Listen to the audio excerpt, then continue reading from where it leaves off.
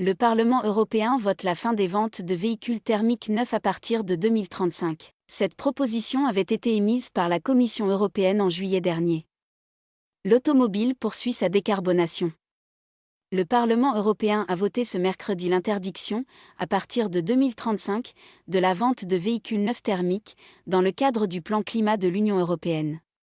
Cette mesure, qui avait été proposée par la Commission européenne, a été adoptée à Strasbourg avec 339 votes pour, 249 contre et 24 abstentions.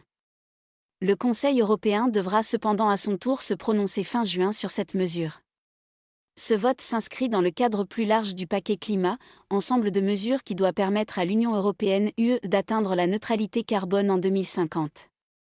Cette mesure touchera donc les voitures thermiques et hybrides neuves, mais ne concernera que les mises en vente de voitures neuves, ce qui signifie que les véhicules thermiques sur le marché pourront continuer à circuler passé cette date. Ce sujet constituait une pomme de discorde majeure, les véhicules électriques à batterie devenant de facto les seuls commercialisés.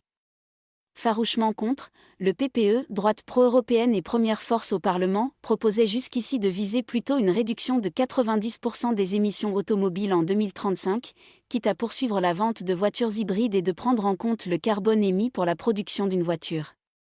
Pour autant, le paquet climat ne réalise pas un carton plein à l'issue de journées de vote. À la surprise générale, le Parlement européen a rejeté plus tôt dans la journée une réforme du marché européen du carbone, jugée pas assez ambitieuse par les Verts et la gauche, ouvrant la voie à la renégociation de ce texte clé du plan climat de l'UE.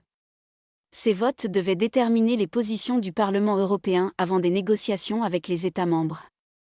Or, le texte clé du plan, qui prévoit l'élargissement du marché des quotas d'émissions de CO2 et la suppression progressive des quotas gratuits aux industriels, a été rejeté par 340 voix contre 265 pour, 34 abstentions.